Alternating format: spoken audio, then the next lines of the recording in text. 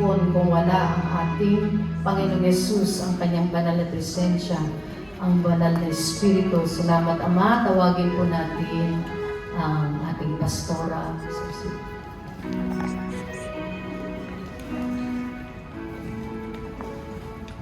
Amen. Tayo po ay manalangin.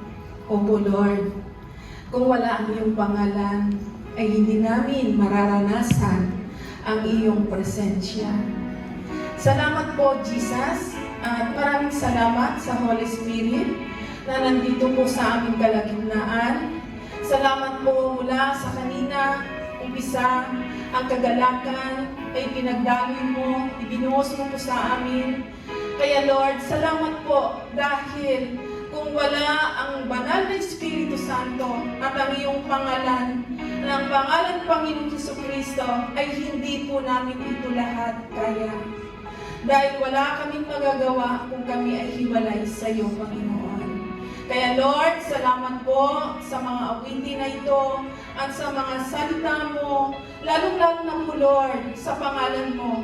Sabi mo nga Lord sa Gawa 4:12, nasa silong ng langit, ang pangalan mo lamang talaga, Panginoong Hesus, ang pinagkaloob mo para sa ikaliligtas namin. Hindi lamang Lord na naligtas kami, nakaranas kami ng kapayapaan, nakaranas kami ng kalayaan, Panginoon God. Dahil sa pangalan mo ay may kalayaan.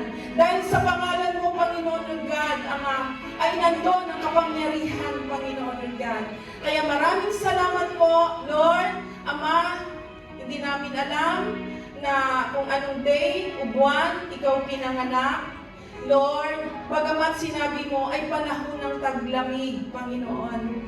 Kaya Lord, narito po kami na Lord, na amin po naaalala nang ikaw ay isinilang. Hindi ka isinilang para sa kung ano pa man, kundi isinilang ka dahil Lord, maligtas kami, lumaya kami, Panginoon. Lord, salamat po dahil sobra ang love mo po sa amin. Lord, salamat po sa unconditional love. Dahil mula noon at magpahanggang ngayon, hindi nagbabago ang iyong pagmamahal sa amin. At hindi nagkulang ang iyong kahabagan sa amin, Panginoon. Kaya narito po kami sa iyong harapan, Panginoon God. Hayaan mo na Lord, nakaabot hanggang sa iyong trono ang aming mga papuri, ang aming mga pasasalamat, ang lahat ng mga gagawin namin, Panginoon. Alam namin, Lord, Ama, nalulugod ka, napangiti ka namin sa araw na ito, Panginoon. Nakaupo ka, tinitingnan mo at pinagpapala mo ang bawat isa sa amin. Salamat, Panginoon, Lord God. Sobra-sobrang love mo sa amin, Ama. Thank you so much. Hindi ka namin nakita, hindi ka namin nayakap, pero yung presensya mo sa mga oras na ito, nararanasan namin na Lord, umabot hanggang trono mo ang aming mga pagsigaw, ang aming mga pagpuri, ang aming mga Lord na hinanda para sa iyo, Panginoon. Salamat sa panibagong kalakasan, Panginoon. Hindi mo kami pinababayaan.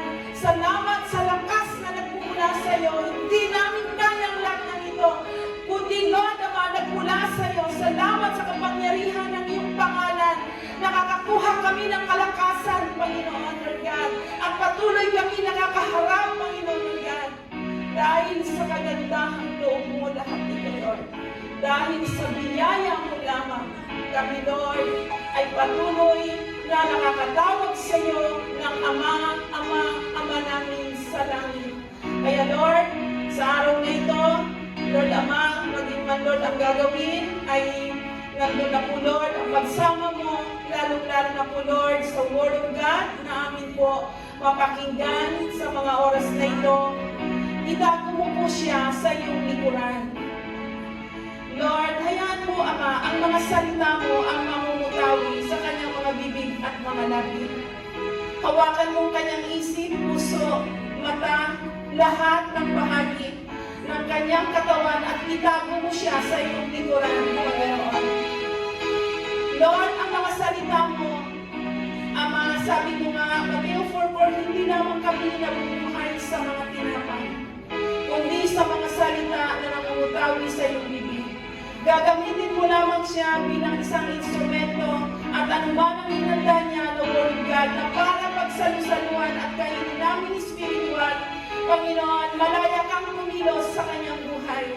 Puspusin mo siya ng banal na Espiritu Santo. Puspusin mo siya ng pag-ibig, Panginoon.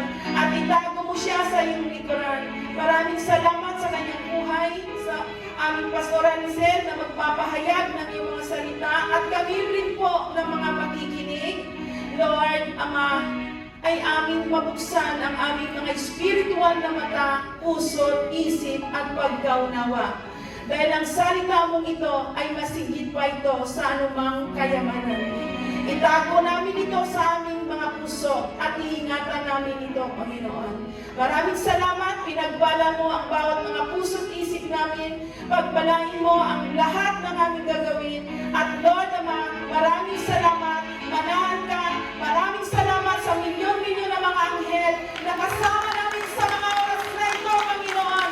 Alam namin, Lord, na paninigan namin, Panginoon.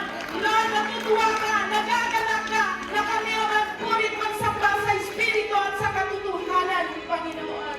Kaya maraming salamat para sa iyo ito lahat, Lord, Ama.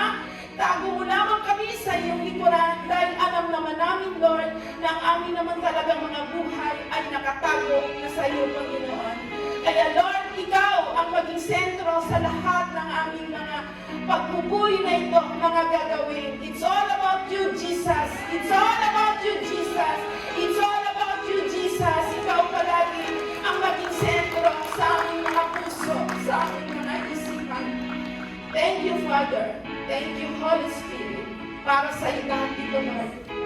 Sa lahat ng mga ginagawa mong kabutihan sa amin, wala kaming maibalik sa iyo, Panginoon, kundi itong aming mula sa kaibuturan ng aming puso na, Lord, na palagi magpuri, magpasalamat sa iyo dahil sinabi mo ni Nehemiah chapter 8, the joy of the Lord is our strength, Panginoon.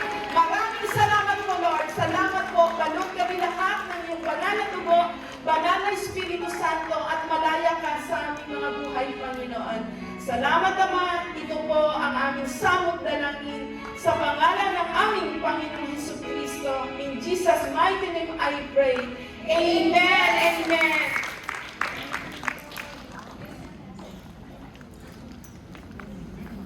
Amen. Salamat po, Pastora Cecil.